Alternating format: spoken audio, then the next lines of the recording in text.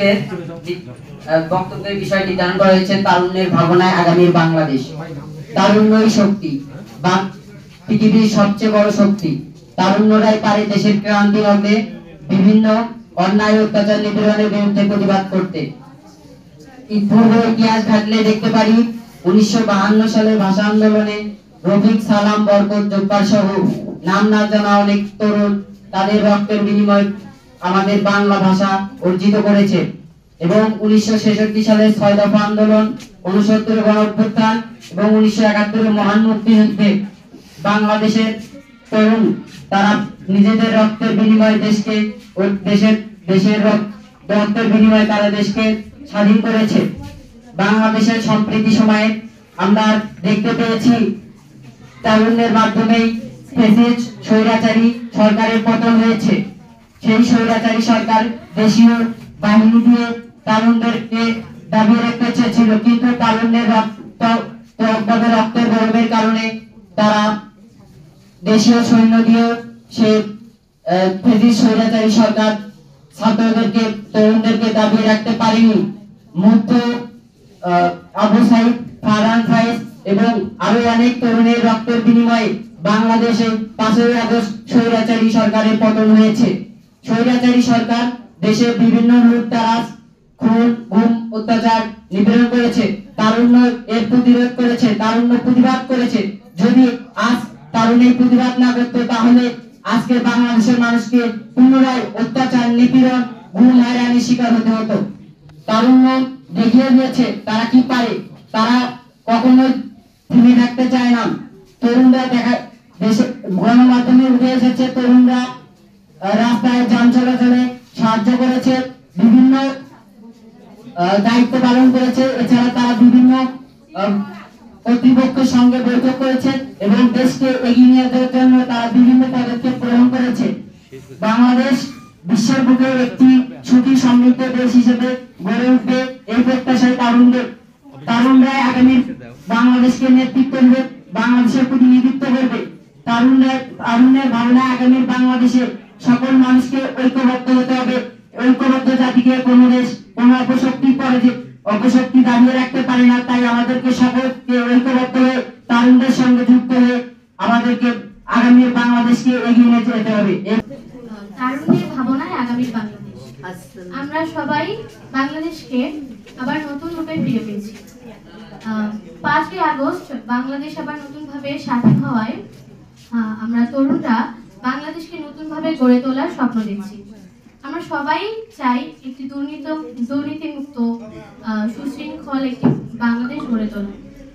আমাদের বাংলাদেশ হবে দুর্নীতিমুক্ত এবং আইন ব্যবস্থা থাকবে সুশৃঙ্খল। আমরা সবাই এটাই আশা করি। তারুণ্যের ভাবনায় আগামীর বাংলাদেশ। আজকের তরুণ আগামী দিনের ভবিষ্যৎ, এ বাংলাদেশের ভবিষ্যৎ, এ জাতির ভবিষ্যৎ। তরুণরা চাইলেই দেশের চেহারা পাল্টে দিতে পারে, তারা চাইলেই দেশকে এগিয়ে নিয়ে যেতে পারে। তার একটি সুন্দর ঝলক আমরা দেখেছি এই কোটা আন্দোলনে। কোটা আন্দোলনে তরুণরা যেভাবে অংশগ্রহণ করে সম্মিলিতভাবে তাদের একটি লক্ষ্য স্থির করে সম্মিলিত আন্দোলনের মাধ্যমে সেই লক্ষ্যটাকে, সংগ্রামটাকে আর কি বিজয় করেছিল। তরুণরাই পারে এই দেশকে এগিয়ে নিয়ে যেতে।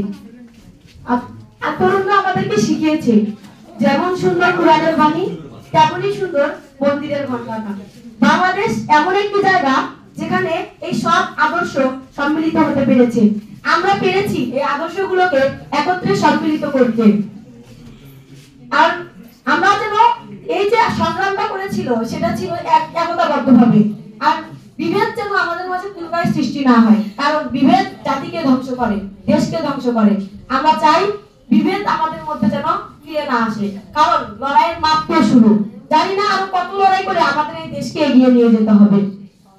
আমরা ইতিহাসে পড়েছি যে 1971 সালের পর যে কত আন্দোলনে এই দেশের তরুণরা, পাশাপাশি দেশের বিভিন্ন মানুষ অংশগ্রহণ করে এই দেশকে স্বাধীন করেছে। সুন্দর স্বাধীন বাংলাদেশ আমাদেরকে উপহার দিয়েছে। আমরা এবং তরুণরা একদম চেষ্টা করবো যে সেই সুন্দর স্বাধীন বাংলাদেশটিকে এগিয়ে নিয়ে যেতে। আমি যখন মানচিত্র দেখি তখন বাংলাদেশ যে কোথায় খুঁজেই পাওয়া যায়, খুঁজতে খুঁজতে যায় যে বাংলাদেশের অবস্থান। বাংলাদেশ লেখার জায়গাটুকু আমরা পাই না। একটা উদাহরণ আছে কি জানেন, যদি বাসায় কোথাও গন্ধরাজ ফুলের গাছ থাকে, ওরা যদি চিপায়ের কোনায় থাকে, যখন গন্ধরাজ ফুলের গন্ধটা ছড়ায়, চারদিকে যখন ছড়ায়, মানুষ সেই গন্ধ পেয়ে গাছটিকে খোঁজে।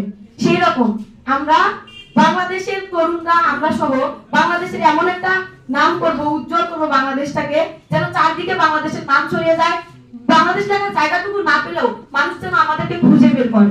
আমরা সোনার বাংলা স্বপ্ন দেখি, যেখানে একজন মানুষ তার ভোটের অধিকার স্বতঃস্ফূর্তভাবে এক্সারসাইজ করতে পারবে। আমরা এমন এক সোনার বাংলা স্বপ্ন দেখব, যেখানে দেশের সকল মানুষের শিক্ষার হার নিশ্চিত হবে, যেখানে বিশ্ববিদ্যালয়গুলো অবৈধ দখলদারের হাত থেকে মুক্তি পাবে, যেখানে একজন বিশ্ববিদ্যালয়ের ছাত্র হিসেবে আমাদের বৈধ সিটের জন্য কারো দাবিদার হতে হবে না। পৃথিবীর প্রায় 1/3 মানুষই তরুণ। পৃথিবীর যে কোনো আন্দোলন, যে কোনো সংগ্রামে দেখতে পাওয়া যায় তরুণদের ভূমিকাই সবচেয়ে বেশি। আমাদের বাংলাদেশেও ব্রিটিশ আন্দোলন থেকে শুরু করে 24-এর বৈষম্য বিরোধী ছাত্র আন্দোলন পর্যন্ত তরুণদের ভূমিকাই সবচেয়ে বেশি। বাংলাদেশের তরুণরাই একমাত্র যে মাত্র 9 মাসে দেশকে স্বাধীন ও সার্বভৌমত্ব করেছে। আমাদের বাংলাদেশের বর্তমান তরুণদের স্বপ্ন, আগামীতে দেশে কোনো অরাজকতা চলবে না। দেশের শিক্ষা সকলের জন্য সমান থাকবে, আইন থাকবে সকলের জন্য সমান, যেখানে কোনো ভেদাভেদ করা হবে না। আমাদের স্বপ্ন আগামীতে কোনো ক্ষুধার্ত থাকবে না, সকলের জন্য সকলে সুশিক্ষায় শিক্ষিত হতে পারবে, শিক্ষা সকলের জন্য উন্মুক্ত থাকবে। নিয়মের পথ ধরে গড়লে জীবন, সফলতা নিয়ে আসে সুখের সফর। গুণাবলী ফুটে ওঠে, ছড়ায় যে খ্যাতি, কত না সুনাম পায় দেশ আর জাতি। পৃথিবীর প্রায় 1/3 মানুষই তরুণ। বাংলাদেশের বিভিন্ন ধরনের আন্দোলনে, বিভিন্ন প্রকার সংগ্রামে তরুণরা সবথেকে বেশি ভূমিকা পালন করে থাকে। আমাদের বাংলাদেশ ও ব্রিটিশ আন্দোলনের সংগ্রাম থেকে শুরু করে 2024-এর বৈষম্য বিরোধী আন্দোলনের তরুণরা সবথেকে বেশি ভূমিকা পালন করে। তরুণদের ভূমিকা ছিল অতুলনীয়। তরুণরাই পারে বাংলাদেশকে নতুন রূপে উন্নতির দিকে ধাবিত করতে। আমি যেহেতু একজন তরুণী হিসেবে আমি আশাবাদ করি যে তরুণরা আগামী বাংলাদেশকে নতুন রূপে, নতুন ভাবে গড়ে তুলতে পারবে। দেশকে একটি আলোর ছবি হিসাবে দেখতে চায়। তাদের চোখে আগামী বাংলাদেশ একটি অনুভূতি নিয়ে পূর্ণতা প্রদর্শন করবে। আমাদের বাংলাদেশের তরুণদের শিক্ষার প্রসার, প্রযুক্তি, বিজ্ঞান সকল বিষয়ে প্রশিক্ষণ নিতে হবে, তাহলে আমাদের বাংলাদেশ আগামীতে আরো উন্নত হবে। তরুণদের চোখে আগামী বাংলাদেশ একটি সুন্দর রাষ্ট্র হিসেবে গড়ে উঠবে এবং কোনো দুর্নীতি থাকবে না। আমাদের বাংলাদেশকে আমরা সন্ত্রাসমুক্ত দেশ হিসেবে গড়তে চাই। এজন্য নতুন বাংলাদেশে আমরা মাদক মুক্ত তরুণ সমাজ গড়তে চাই, যেখানে শুধু থাকবে মেধা ও দক্ষতা। আমাদের সমাজে আইন শৃঙ্খলা আরো কঠোর করতে হবে, যেন আমাদের সমাজ আরো সুন্দর হয়, দুর্নীতি ও সন্ত্রাস মুক্ত থাকে। আমাদের সমাজে আরো চিকিৎসা ব্যবস্থা উন্নত করতে হবে, ট্রাফিক জ্যাম দূর করতে হবে, তাহলে আমাদের দেশ সুন্দর ও শক্তিশালী রাষ্ট্র হিসেবে প্রতিষ্ঠিত হবে ইনশাআল্লাহ। আমাদের সবচেয়ে ক্ষতিকর একটি দিক হচ্ছে মাদকাসক্তি। এই মাদকাসক্তির প্রভাব অনেক খারাপ, যেমন এটি সরাসরি আমাদের ফুসফুসে আক্রমণ করে, যার কারণে আমাদের হৃদরোগ এবং ক্যান্সার হয়। বর্তমান যুব সমাজ এই মাদকাসক্তিতে ডুবে রয়েছে। মাদকাসক্তি বলতে বোঝায় বিভিন্ন নেশাদ্রব্যের প্রতি আসক্ত হওয়া, যেমন সিগারেট, হেরোইন, মদ, গাঁজা ইত্যাদি। আমাদের বর্তমান যুব সমাজকে এই ক্ষতিকারক প্রভাব এবং দিক থেকে বাঁচানোর জন্য আমাদের সকল যারা অভিভাবক রয়েছে তাদেরকে কঠোর শাসন নিতে হবে এবং আমাদের তরুণরা পারে না এমন কোনো কাজ নেই। আমি বলতে চাই ফুলঝুরিতে একটু বাঁধের বাঁধটা ভালোভাবে ব্যবস্থা করা। বাংলাদেশকে এগিয়ে নিয়ে যাওয়ার পথগুলো দেখায়, তাহলে পরবর্তীতে দেখা যাবে বাংলাদেশ অনেক উন্নত হবে।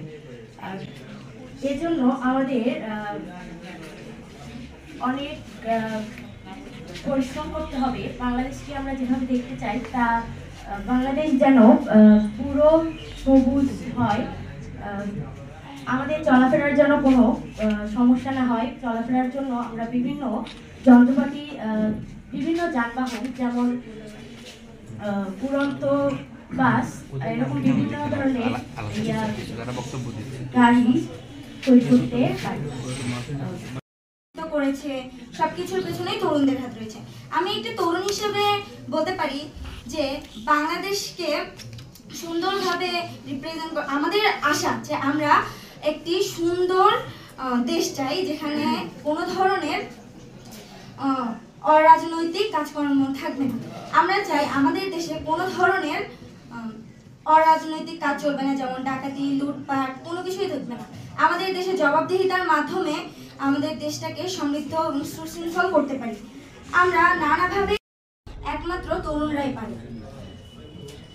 বাংলাদেশে অনেক কিছু রয়েছে যা আমাদের তরুণদের হাতে। বা আমরা যদি দেখি ৭১ থেকে ২০২৪ পর্যন্ত তরুণরাই সবকিছু করেছে। আমাদের যুদ্ধ থেকে শুরু করে এই রক্তের বন্যা বয়ে দিয়েছে সব। স্টুডেন্টরা নিজেদের আগ্রহ প্রকাশ করে এগুলোতে সবাই অংশগ্রহণ করব এবং মাদক প্রতিরোধ করাটা আমাদের নিজেদের কাছে। এটা যে প্রশাসন করবে, হ্যাঁ প্রশাসনেরও দায়িত্ব পালন করতে হবে, কিন্তু আমাদের নিজেদেরকে আগে সচেতন হতে হবে যে মাদক আমরা গ্রহণ করব না বা সেবন করব না। আর মাদকের হচ্ছে প্রথম ধাপটা হচ্ছে সিগারেট।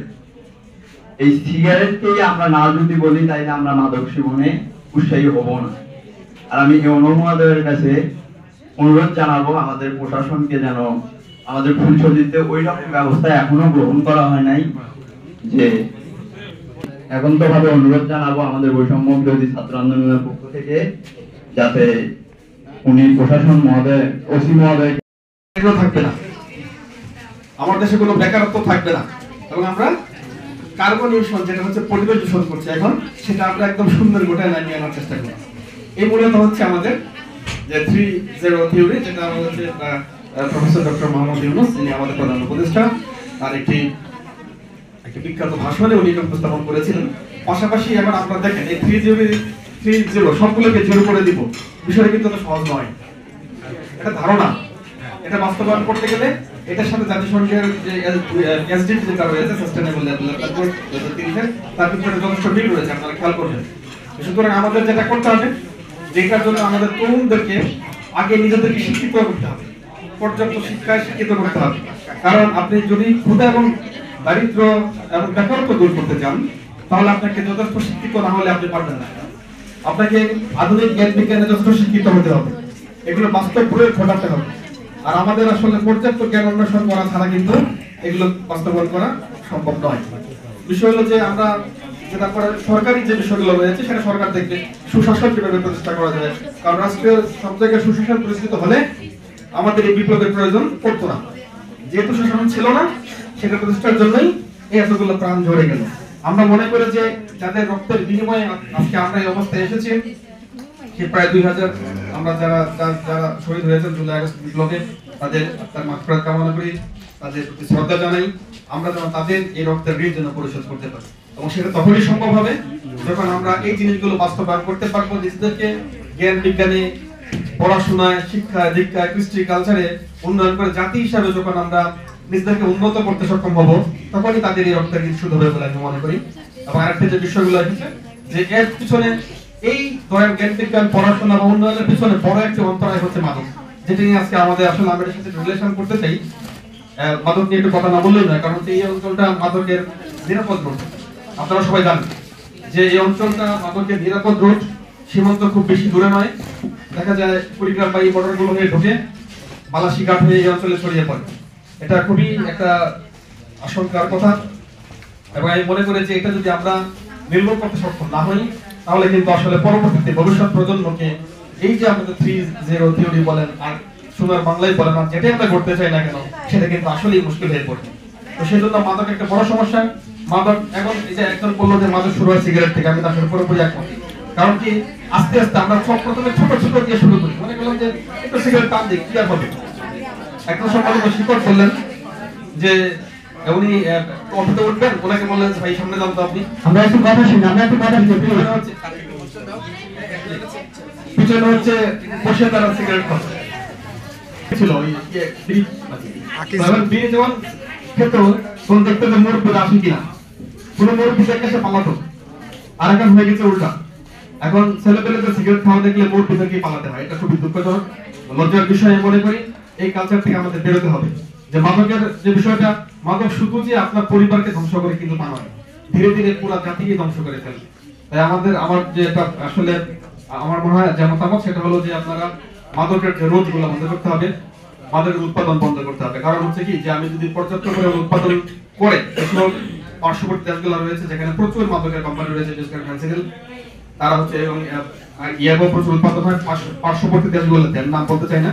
তো সেগুলো করে কি খুব দ্রুত সহজেই যেরকম পুশ ইন করার মতো এগুলো হচ্ছে বাংলাদেশে পুশ ইন হয়ে যায়, এবং খুব সহজেই কিছু আশ্রিত জনগোষ্ঠী বাংলাদেশে রয়েছে যারা আসলে পিছনে মূলত দায়ী, যারা হচ্ছে এই জিনিসগুলো ছড়িয়ে দেয়। তো আমাদের প্রস্তাব থাকবে যে এই ধরনের উৎপাদনগুলো যেন বন্ধ হয়, পাশাপাশি বিপণন যেন বন্ধ হয়, পরিবহন যেন বন্ধ হয়। আর প্রত্যেকটি সমাজ থেকে, পরিবার থেকে যদি আমরা আমাদের সন্তানদেরকে, আমাদের ভাই বোনদেরকে কোথায় যায়, কার সাথে মিশে সে কি মাদকাসক্ত হয়ে যাচ্ছে কিনা, এই বিষয়গুলো নিয়ে যদি আমরা নিজেরা পরিবার থেকে সচেতন হই তাহলে আমি মনে করি যে এই মাদক থেকে বাংলাদেশকে মুক্ত করা সম্ভব। আর যখনই আমরা এগুলো করতে পারবো, তখনই সুশাসন নিশ্চিত হবে, তখনই আমাদের জ্ঞান বিজ্ঞানে আমরা অগ্রসর হতে পারবো, এবং তখনই আমরা ক্ষুধা মুক্ত, দারিদ্র মুক্ত, বেকারত্ব মুক্ত এবং সুন্দর একটি পরিবেশ, সুন্দর পরিবেশ একটি বাংলাদেশ গড়তে পারবো। আমাদের ডক্টর মোহাম্মদ ইউনূস স্যারের একটি ভিশন। আর এছাড়া আমাদের পরবর্তীতে আমরা উপস্থিত বক্তৃতা শুনলাম, আমাদের প্রবন্ধমতে যারা সন্তান আছে, ছাত্রছাত্রী আছে বিভিন্ন স্কুল কলেজে, আমরা এর পরবর্তীতে মাদক প্রতিরোধ বিষয়ক যে মত বিনিময় সভা, এই সভার আমরা এখন শেষ পর্যায়ে উপনীত হয়েছি। আমাদের এই বিষয়ে যে আলোচনাগুলো হয়েছে এগুলো গুরুত্বপূর্ণ। আমি শুধু একটা কথাই বলি যে আমরা ওই যে প্রথমে যে আমরা মাদক, ধরো আমরা একদম ফ্রেশ, আমরা কেন মাদক গ্রহণ করি এই জায়গাটাতে আসতে হবে। অনেকে হয়তো বন্ধুদের সঙ্গে ঘুরে ফিরে একটু ভালো মনে হয় যে আমি তো খাচ্ছিস আমাকে একটু দে, বা ও বলে যে তুই খেয়ে দেখ, কিছু হবে না এইভাবে। আর দ্বিতীয় একটা কারণ হচ্ছে হতাশা। আমরা মনে করি যে আমরা হতাশ হয়ে গিয়েছি, আমাদেরকে এইটার সংস্পর্শে আসতে হবে, তাহলে আমাদের মনে হয় আশার স্ফুরণ করবে। কিন্তু আসলে সেই যে আশা বা এই যে মাদক মানে কি, একটা বিষয় হচ্ছে মানুষকে স্বাভাবিক চেতনার মধ্যে থাকতে দেয় না। আমি যে স্বাভাবিক চিন্তা করে যে একটা কাজ করবো, সিদ্ধান্ত নেব, মাদক যে কাজটা করে, মাদকে তোমার স্বাভাবিক চিন্তাটাকে আর তোমার পলিউটেড করে দেয়। তখন সে বিভিন্ন রকম অস্বাভাবিক সিদ্ধান্ত গ্রহণ করে, এবং হচ্ছে যে সে নিজেকে নিয়ন্ত্রণ করতে পারে না, নিজের উপরে যে নিয়ন্ত্রণ ক্ষমতা এটা সম্পূর্ণ সে হারিয়ে ফেলে। এবং একবার যখন সে এই মাদকের ছোবলে আক্রান্ত হয়ে যায়, তখন কিন্তু সে পুনর্বার তাকে ওই জায়গা থেকে ফেরত আসতে, মাদক কেন বলা হয়, সে নিজেকে ওই যেটা তার জন্য ক্ষতিকারক সে বারবার কিন্তু সেটা গ্রহণ করার জন্য চেষ্টা করে, তাকে কেউ আটকে রাখতে পারে না। সে এটার জন্য টাকা মানে লাগবে। মাদক তো অনেকগুলো, এখন তো আরো বেশি কঠিন। আমরা তো আগে জানতাম গাঁজা বা আফিম বা হেরোইন, এই সমস্ত নাম জানতাম, তাই না? সিগারেটটা তোমরা একদম ন্যূনতম পর্যায়ে বললে, কিন্তু এখন কিন্তু সেগুলোর মধ্যে নাই। এখন এলএসডি আসছে, লাইসেন্সিং সাইকোডেলিক একটা ড্রাগ আসছে, তারপর আরো আসছে। এগুলো তো ওগুলা তোমার ছোট ছোট এরকম মানে ছোট ছোট এরকম কি জানি বলে, ছোট ছোট ইসের মতো করে পাওয়া যায় না, কেন না মা, ওই যে ব্রথটা কি বলে, ব্রথিং নাকি ব্রথের মতো করে বলে, হ্যাঁ। তারপরে আইস আছে, এগুলো সাইকোডেলিক ড্রাগ। এগুলো তোমার সমস্যা মানে এগুলো যখন নেয় তখন মানুষের আকারের উপরে, আমাদের যে সমস্ত আকারগুলো 3D 2D 1D one dimensional আকারগুলোর সেন্স থাকে না, তারা অন্য একটা ভিন্ন জগতে প্রবেশ করে। সব কিন্তু ভিতরের খেলা। আমাদের শরীরটা নিয়ন্ত্রিত হয় বিভিন্ন রকমের হরমোন দ্বারা। তার মধ্যে 4টা হরমোন তোমরা জানো, ডোপামিন, অক্সিটোসিন, সেরোটোনিন আর হচ্ছে যে তোমার এন্ডোরফিন। এইগুলোকে বলা হয় হ্যাপি হরমোন, আনন্দ হরমোন বলা হয়। এগুলো যখনই বিভিন্ন পর্যায়ে হরমোনগুলো নিঃসৃত হয় আমরা সুখ অনুভব করি। মাদকের একটা বড় সমস্যা হচ্ছে এই হরমোনের সিক্রেশনটা অনেক বেশি বৃদ্ধি করে দেয়। এই লাইসেন্সিক যে মানে সাইকোডেলিক যে ড্রাগগুলো আছে খুবই ভয়াবহ অবস্থা। এটা গেল। আর যেটা এমনি যে অন্যান্য ড্রিঙ্কস জাতীয় যেগুলো আছে যেগুলো লিকার বলা হয়, সে ভাষায় বলা হয় লিকার, যেমন তোমার যে হতে পারে তোমার কি বলে ওটাকে তোমার হুইস্কি হতে পারে, এই ধরনের যে ড্রাগগুলো আছে এগুলো করে কি শরীরে অতিমাত্রায় তো চিনি প্রবেশ ঘটায়। শরীরে যখন অতিরিক্ত চিনি প্রবেশ করে তখন সে মস্তিষ্ক বুঝতে পারে না এত চিনিতে সে কি করবে, সে মানে উল্টাপাল্টা আচরণ করে। এবং মাদকের একটা বড় সমস্যা যেমন ইয়াবা একটা আছে যেটাকে, তারপর আইস আছে, ক্রিস্টাল মেথ বলে যেটাকে। তো এইগুলা এক একটা এক এক রকম ভাবে কাজ করে, মানে এগুলো একটাও ভালো কিছু না। মানুষ ক্ষণিকের জন্য হয়তো আনন্দ বোধ করে অল্প একটু সময়ের জন্য, পরবর্তীতে কিন্তু তাকে পৃথিবীতে এসে পড়তে হয়, দেখে যে না সে স্বপ্নের মধ্যে কত কিছু না অর্জন করে ফেলছে, সে যা যা তার অবচেতন মনে ছিল আমার এটা প্রয়োজন, মাদকটা কেন নাই, সে স্বপ্নের মধ্যে যে মনে করে ওটা পেয়ে গেছে এবং সে স্বপ্ন এবং বাস্তবতাকে আলাদা করতে পারে না। এইটাই সবচেয়ে বড় সমস্যা, সে ওই স্বপ্নের ঘরেই থাকতে পারে। আর এছাড়া তো তোমার ফুটপাতে তো ভয়াবহ অবস্থা, গ্লু তারা পলিথিনের মধ্যে দেখবা ওইটা দিয়ে পলিথিনের মধ্যে খোয়া, এটা তো পরে ফুটপাতের মধ্যে তো খুবই খারাপ অবস্থা। তো আমি এই জন্য বলি যে ওই যে স্বপ্ন এবং বাস্তবতার মধ্যে যে ফারাক, এই ফারাকটুকু তারা ঘুচাইতে চায়। তারা মনে করে যে আমি সব পেয়েছি দেশে আমার পৌঁছাতে হবে, আমি যা যা চিন্তা করেছি তাইটাই আমার লাগবে। সে সেটা পায় না, মাদকের জায়গায় যায়, সে হয়তো কোনো কারণে আহত হয়েছে, তার এটা চাই জীবনের প্রয়োজন হয়েছিল। তো এই যে বিষয়গুলো তাকে বুঝতে হবে যে আমরা যা চাই আমরা সব পাবো না, এই প্রকৃতিটাই এরকম, যুদ্ধ করে প্রকৃতিতে টিকে থাকতে হয়, আমরা যা চাই সেটা আমরা পাবো না। এই যে চাওয়া না পাওয়ার এই গ্যাপটাকে আমাদের মেনে নিতে হবে, আমাকে সহনশীল হতে হবে। এটা আমাদের সমাজে আমরা যারা অভিভাবক আছি, আমাদের যারা শিক্ষক আছেন সবাইকে তাকে বোঝাইতে হবে, বাবা এই চাওয়া পাওয়ার গ্যাপ এটা সারা জীবন থাকবে। যে অনেক কিছু টাকা পেয়েছে, অনেক বড় লোক, তাকেও তুমি মনে করবে সে তারও গ্যাপ আছে, সেও যে সবকিছু পেয়ে খুশি তা না, তারও দেখবে ছুটতেছে কেন, তার কিশোর অভাব। এই জন্য বলি এই জায়গাটাতে তোমরা কোমলমতি আছো, আমরাও যারা বড় আছি আমরা মিলেমিশে সুন্দর একটা সমাজ গ্রহণ করবো এবং এই বাস্তবতাটাকে আমাদের মেনে নিতে হবে যে আমরা সবকিছু চাইলেই পাইবো না। তো ওই কারণে মাদকের সংস্পর্শে আমাদের যাওয়ার কোনো প্রয়োজন নাই যে আমাদের এটা লাগবে, আমি স্বপ্নের মধ্যে সব পেয়ে গেছি।